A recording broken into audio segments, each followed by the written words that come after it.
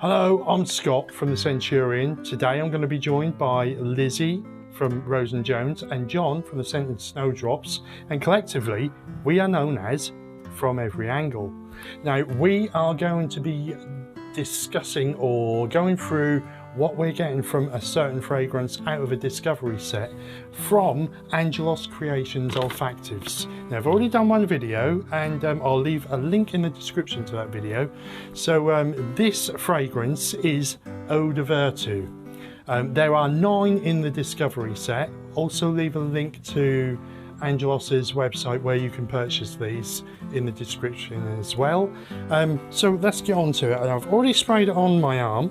I will spray it once again.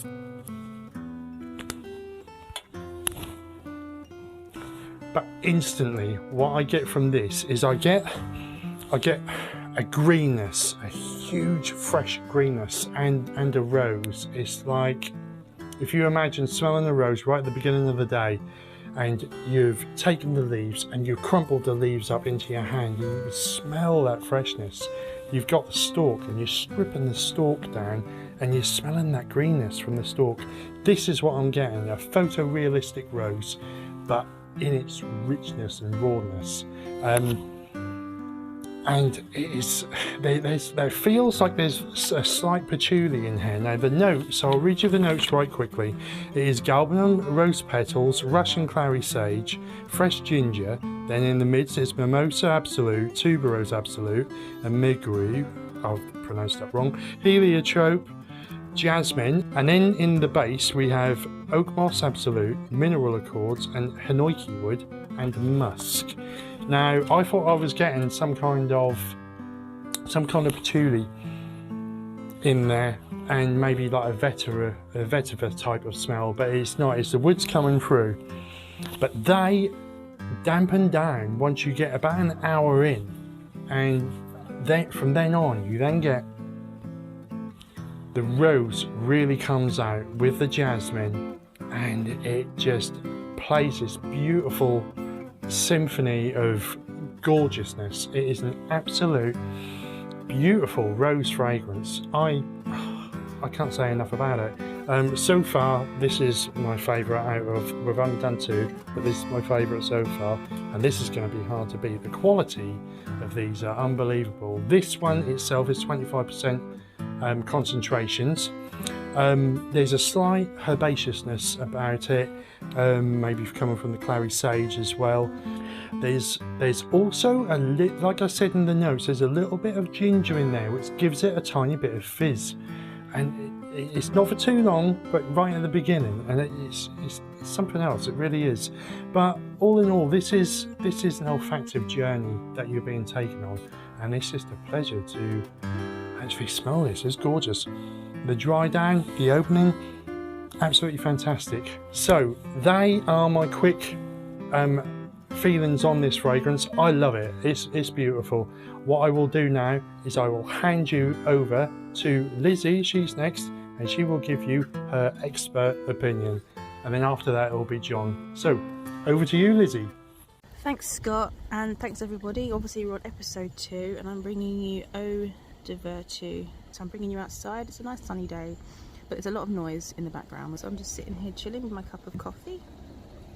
But the sun's glaring a bit here. Let me actually go over, see if I can get a better angle with the fish.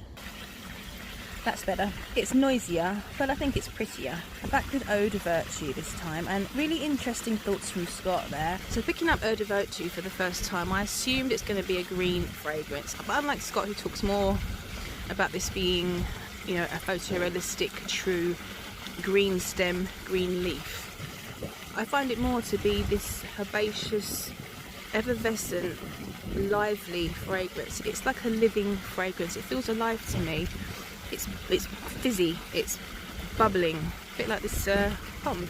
My first impression was that it was this herbaceous, almost organically smelling, elegant soap. And it really reminded me of another fragrance I really enjoy called Fawn by Thomas O'Brien, and that is a herbaceous, aromatic and kind of soapy fragrance with its white florals. This one is very similar, in its character, but it does go off in a different direction based on all the notes that it has.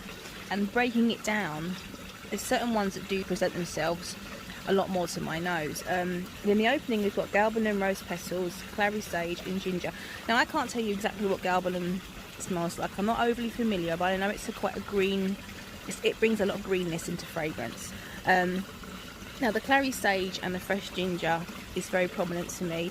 In fact, this really makes me think of ginger ale. There's something making it very fizzy, very effervescent, sparkling, lively, but in a ginger ale kind of way. So the fresh ginger that's in here to me is really prominent. There's all florals in the mid here. In the heart notes we've got the Mousse Absolute, Tuberose Absolute, Muguet, or I don't know how to pronounce that, Muguet, which is actually lily of the valley, heliotrope and jasmine. Now it's the white florals that really come forward, mostly I would say jasmine and this lily of the valley. That really makes me think of this elegant soap. Not heavy soap, it's not thick, it's not soapy, but there's this lovely undercurrent of this very elegant, very pure white soap, like a soap bar. From the base notes of the oak moss absolute, the mineral accord, the hinoki wood, which is like a Japanese cypress tree, and then the musk, I pick up more on what is quite a lovely soft musk, much further into the wear of the fragrance. That's what you end up with, this very soft musk. But the other notes bring this beautiful organic herbaceous quality. I love this lively fizz that it has. I don't know where that's coming from, but it is like pouring a very beautiful fizzy ginger ale over this elegant pure white soap bar and watching it fizz. So Scott gave some emphasis on the rose in this fragrance. I can't say that I pick up on rose particularly. If I was to, you know, get my nose in and really sniff where I've sprayed it, there's a soft quality, perhaps a soft floral quality running in with the ginger, because the ginger, although it's fizzy and effervescent and fresh, it's not sharp. It's not that very sharp nose tingling spice of ginger.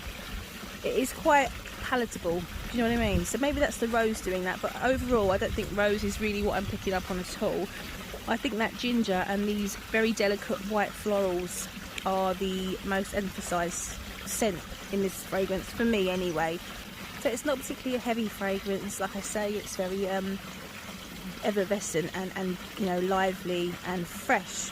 It lasts about 5 hours on me and projected moderately, I would say, for about 4 of those hours. It's a zen fragrance. It kind of wakes your senses with that zingy ginger, but no, without actually being too heavy. I enjoyed how it's fizzy and different notes, different scents sort of present themselves in each little burst of bubble. I think because of the ginger, it's one I would have to be in the mood for, so it's not something I necessarily vibe with, but I think it is a beautifully done fragrance. I mean, you can smell the quality in this one. It is very beautiful.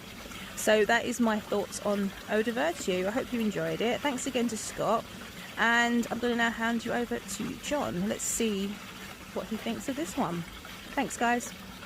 So yes, Lizzie and Scott had beautiful backdrops, so I thought I'd join them. Except there's a bee trying to eat me there, and there's plastic shit everywhere. So we'll try not to focus on that.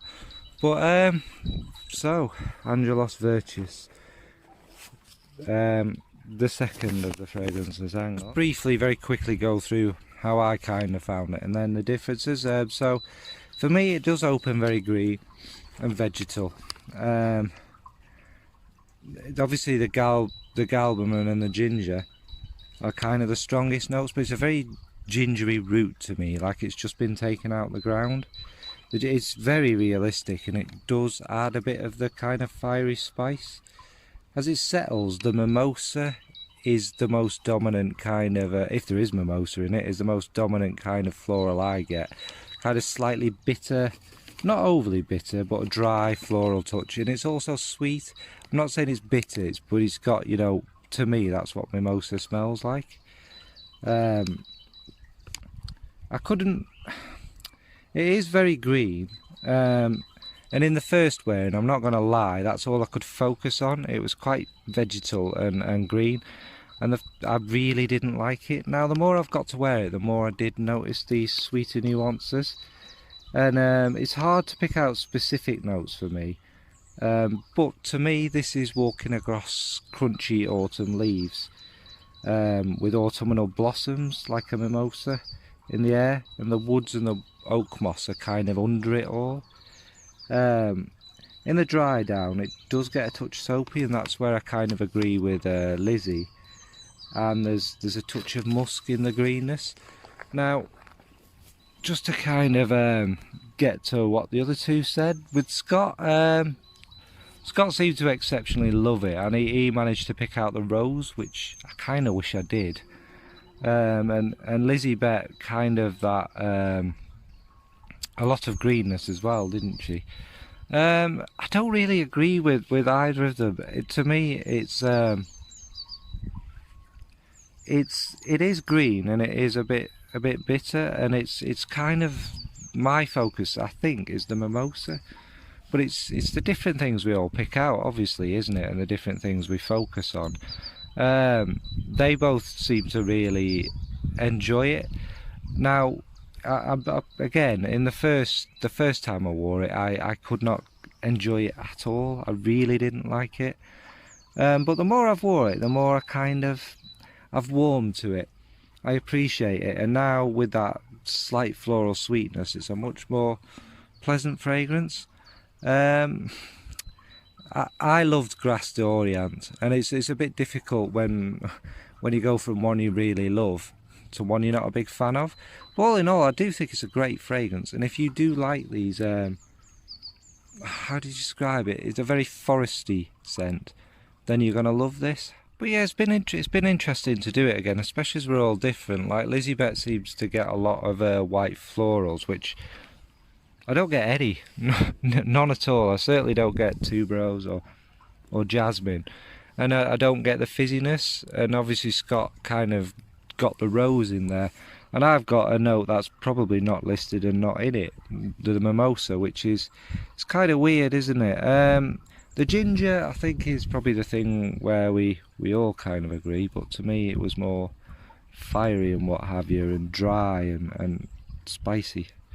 So yeah, it's interesting. So that's all, nice and brief. I will go and edit it all together and pick the next one now. But it's interesting to do it, even when I even enjoy it actually, when it's not one I warm to and not one I love. So yes, let's see what we'll be doing next, folks. Of course, thank you guys for being great again. It's good to see a bit of class and some great noses. Like, I think Scott's got a wonderful nose, as does Lizzie.